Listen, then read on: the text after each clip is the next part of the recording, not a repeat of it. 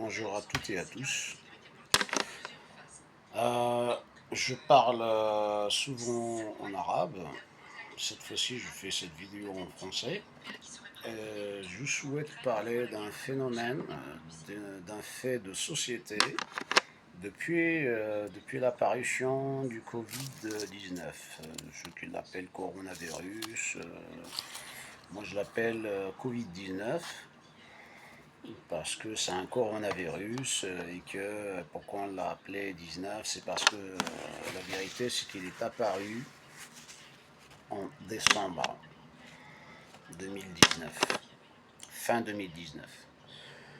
Et donc depuis, beaucoup de choses ont changé. Alors, ceux qui ont été infectés, évidemment, ça a changé leur vie. Les personnes fragiles sont mortes, pas toutes, mais certaines. Celles qui n'ont pas reçu un soutien, qu'il soit psychologique, médical ou autre. D'autres, ils avaient déjà des fragilités, morbidité, etc. Enfin, ils avaient déjà des problèmes de santé. Et comme ils avaient des problèmes de santé, ce qui fait que quand il y a eu le virus, voilà, hein, ça les a, on peut dire ça, hein, ça les a tout simplement achevés. Hein. Vous savez, la mort, ça, c'est quelque chose que ça fait partie de la vie. La mort fait partie de la vie. Quand on vit, c'est que on est dans le présent. Le passé, il y a eu une naissance. Le futur, c'est la mort. La mort fait partie de la vie. C'est un ensemble. C'est-à-dire que si je suis né, c'est que je suis dans le présent. Et si je suis dans le présent, c'est que j'ai un passé. Le présent dépend du passé et aussi du futur. Et le futur, pour nous tous, de toute façon, on sait que la finalité, c'est la mort. Alors, je ne vais pas rentrer dans les détails de la mort parce que la mort, c'est compliqué. La mort signifie changer de vie, quitter la vie. Religieusement, pour les croyants, même parfois hein, les non-croyants, ils pensent qu'il y a quelque chose après la mort. Les, les gens, les scientifiques, etc., ils savent, hein, parce que le corps, oui, le corps, il va être détruit. Hein. Qu'est-ce qui reste? C'est l'âme, c'est vrai. La différence entre nous et les animaux, c'est que c'est pas qu'ils n'ont pas d'âme. Les animaux aussi, ils ont une âme. Alors elle est différente que celle de l'homme. Et quand je parle des animaux, je parle de tous les animaux, que ce soit les insectes, que ce soit les animaux, il y a plusieurs. Vous savez, je prépare jamais mon sujet. C'est pour ça que je n'ai pas de notes et rien du tout. Les animaux, vous savez, voilà. De toute façon, même les plantes, voilà. Alors après, parler de la plante, est-ce qu'elle a une âme, est-ce qu'elle réfléchit, est-ce qu'elle pense? Les scientifiques, ils ont découvert quand même que même les plantes, parfois, elles, elles communiquent entre elles. Alors, le cerveau de la plante, il est situé où? Ça, personne ne pourra le dire. Parce que vous avez, il y a des plantes, vous les touchez, ils vont changer instantanément de forme. Vous savez, il y a même celles qui mangent les insectes, je ne sais plus comment on l'appelle. Il y a un insecte qui rentre, paf, elle se referme. Oui, bon, on va dire il y a un espèce de contact. Bon, là, c'est mécanique, oui, mais bon, il y a quand même quelque part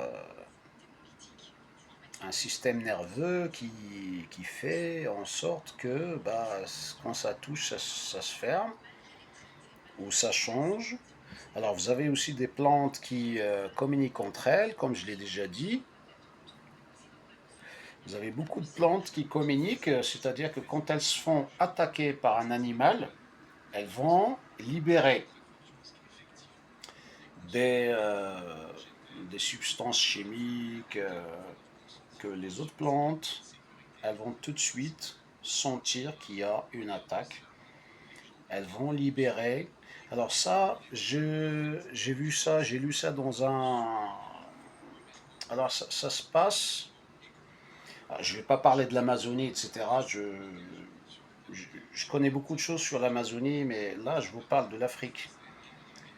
Chez l'acacia, quand une plante se fait attaquer par des animaux, par les girafes, etc., elle libère, alors sans parler des pics, parce qu'elles se font pisser des pics déjà pour limiter qu'on les mange, mais elle libère en même temps des substances, comme ça la plante d'après, elle est prévenue pour lui dire, attention, il y a une attaque. Et là, les plantes, ils vont libérer une substance dans les feuilles. Comme ça, l'animal, quand il va commencer à mâcher, il va mâcher. Alors, j'ai oublié la substance que les plantes, elles relâchent. C'est le tanin. Voilà. Vous savez, je ne prends pas de notes, mais ce sont des choses qui restent dans la tête. Elle libère du tanin. Le tanin, vous savez, c'est amer. Je peux vous parler entre parenthèses. Chez nous, par exemple, voilà, je suis marocain. Au Maroc, on utilise le tanin d'une d'une espèce de chêne, parce que le chêne, vous savez, il y a plusieurs. Il y a le chêne vert, le chêne de liège, et vous avez le chêne bon, qui est beaucoup plus répandu ici en France, en Espagne, enfin en Europe. Lui, c'est pour le bois, etc. Par contre, il fait pareil, hein, il fait des glands que les sangliers mangent, etc. Alors que le chêne vert, il libère du tanin. Les glands, on peut les manger. C'est comme les noisettes, c'est comme une espèce de noisette ou les châtaignes, vous savez, c'est à peu près les mêmes espèces. Vous avez aussi le chêne de liège. Le liège, ben vous savez, hein, c'est avec lequel on fait les bouchons pour le vin.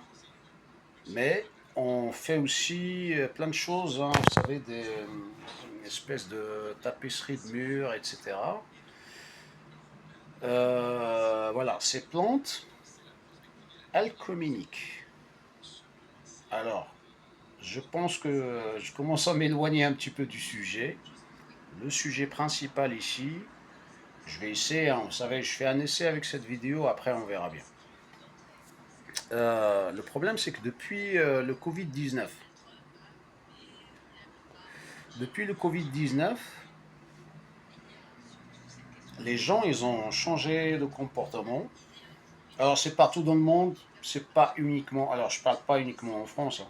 Je parle dans le monde entier. Le monde entier, partout où les gens, ils ont reçu une piqûre, deux piqûres, trois piqûres, les gens. Alors, il y en a qui sont morts, malheureusement, ils n'ont pas supporté les adjuvants qu'il y avait dans les vaccins. Ils n'ont pas supporté le vaccin lui-même, parce que les adjuvants, vous savez, hein, c'est des substances où il y a de l'aluminium. L'aluminium, vous savez, les gens ils l'utilisent tous les jours sans le savoir, c'est dans les déodorants. Euh, bon, en arabe c'est shba. Bref, entre parenthèses, ils ont reçu des vaccins, les gens ils n'ont pas supporté beaucoup de choses comme ça. Il y a des gens qui sont morts suite au vaccin, alors qu'ils étaient en bonne santé. Il y a des enfants, il y a des adultes, et puis il y a des personnes âgées. Hein, je ne fais pas Bref, depuis le Covid-19, il y a eu pas mal de changements chez les gens. Il y a ceux qui se sont fait vacciner et ceux qui ne le sont pas. Moi, personnellement, j'ai pas reçu, j'ai pas fait de vaccin parce que je me considère étant en bonne santé, j'ai pas besoin du vaccin. Je n'ai même pas fait de test parce que je suis un petit peu paranoïaque. Donc j'avais peur que dans le coton-tige, qu'il y aurait quelque chose qu'on va m'enfoncer dans le nez. Ce qui fait que bon, je pouvais ni voyager, ni aller à l'hôpital me faire soigner, ni travailler, ni quoi que ce soit. Mais de toute façon, j'étais en situation où je ne pouvais pas travailler de toute façon. Voilà, je pouvais voyager, mais le voyage, je pouvais dire, voilà, ok, c'est pas, ce n'est pas un problème. Depuis le vaccin, depuis le Covid, bien avant, je vais revenir en arrière. 2009. 2009, je travaillais, sauf que ce n'était pas une obligation. Madame Bachelot, si les gens se souviennent, c'était la ministre de la Santé. Elle avait commandé, je ne sais pas pour la France, je ne sais plus, hein, plus qu'il en faut de vaccins pour le H1N1, quelque chose comme ça, ou si je me trompe, hein, H1N1, bref, 2009. Ils ont demandé à tout le monde, j'étais salarié, on m'a demandé, alors c'était pas obligatoire, hein, si les gens veulent se faire vacciner ou pas, machin, etc. Moi j'ai dit non, non, je ne me fais pas vacciner. Ok, et c'est vrai, je suis tombé malade pendant 3 4 jours, mais je me suis pas arrêté, hein, j'allais travailler, c'était pas contagieux, ou peut-être que moi j'ai été contaminé. Bon, moi je pensais que c'était la clim que j'utilisais dans le car, sauf que bon, dans le car, quand l'air il souffle, ça mélange tout, etc. Donc j'ai été contaminé, mais je pense pas que j'ai contaminé des gens parce que j'étais dans un poste devant, etc. Et j'allais travailler, j'avais 39-40 de fièvre la nuit et je partais travailler. Malgré ça, parce que je voulais pas m'arrêter. Bon, ça, d'une part, 2009. Mais ça, c'était le premier essai. 2020, alors, le confinement a changé le comportement des gens. Il n'y avait plus d'interaction, etc. Le pire, c'est 2021, parce que tous ceux qui se sont fait vacciner, on leur a promis qu'ils ne pouvaient pas se faire contaminer, alors qu'ils pouvaient attraper quand même le virus. Donc, se faire vacciner, attraper le virus, mais en plus le transmettre, c'est un petit peu bizarre. Pourquoi je n'acceptais pas de me faire tester avec le... Parce qu'on vous dit que ça se transmet à travers la salive. Ben alors si dans ma salive il y a le Covid, eh ben, il suffit de nous donner des choses sur lesquelles, bon ben voilà, on crache ou bien ils prennent de la salive, ils font le test. Donc j'étais contre ça. Ça, d'une part. Le pire, c'est que, comme je vous dis, ça a changé le comportement des gens. C'est-à-dire, on a mis les vaccinés d'un côté, les non-vaccinés de l'autre.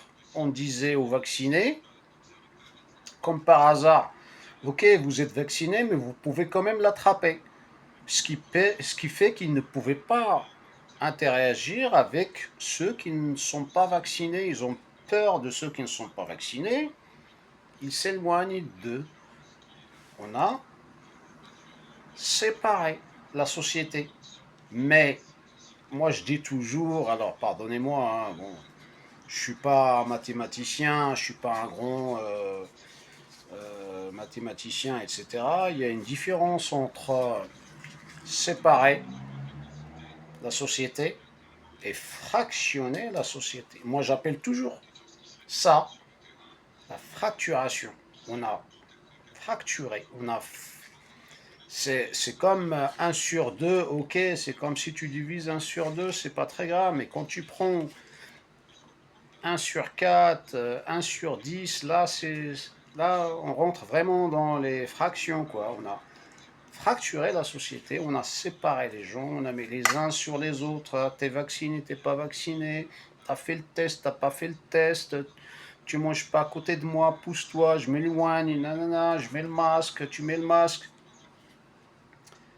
Et aujourd'hui, pratiquement, allez, je vais parler que depuis le début de la vaccination, on va dire, alors ça a commencé en décembre avec une certaine dame. Depuis 2021 jusqu'à maintenant, ça fait à peu près 4 ans et demi. Je peux vous dire que le résultat, il est que les gens, ils ont tellement changé de comportement, je n'arrive plus à comprendre la société, hein. Je n'arrive plus à comprendre des gens. Alors, étant non vacciné ni testé, si j'avais acheté un test qu'on pouvait faire avec la salive, sauf que je rentrais pas le coton, je prenais ma salive, je la mettais, je voyais, et j'ai vu que je l'ai fait 2 fois.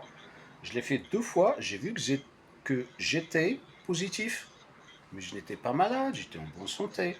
Par contre, le test, il disait que j'étais positif. Je ne sais pas pourquoi, depuis, la société, elle a changé. Aujourd'hui, on remarque qu'il y a plus de violence, plus d'accidents sur la route, plus de personnes isolées. Alors, je suis isolé, c'est vrai.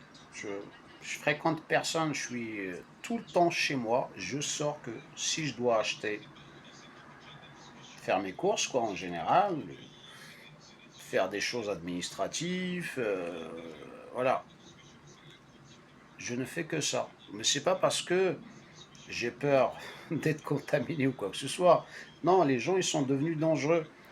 On ne peut plus dire bonjour aux gens, on ne peut plus sympathiser comme avant, même avec la famille. Même la famille, ils font peur, tu parles avec eux, ça devient difficile. Enfin, je vais pas être long, j'ai fait un essai comme ça sur cette vidéo pour voir un petit peu ce que ça va donner. Je vous souhaite une bonne fin de journée. Celui qui like ou qui essaye de poser des questions ou quoi que ce soit, je lui dis bienvenue. Alors, que ce soit, alors je suis d'origine marocaine, voilà, hein, que ce soit en arabe ou en français, tout le monde est le bienvenu. Et j'espère qu'on va essayer de communiquer, échanger pour essayer de comprendre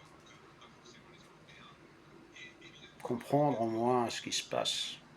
Est-ce que vous ressentez la même chose que moi? Est-ce que ce que je dis est psychiatrique ou est-ce que c'est normal de poser ce genre de questions? Ok? Très bien. Merci beaucoup. Bonne fin de journée. À bientôt.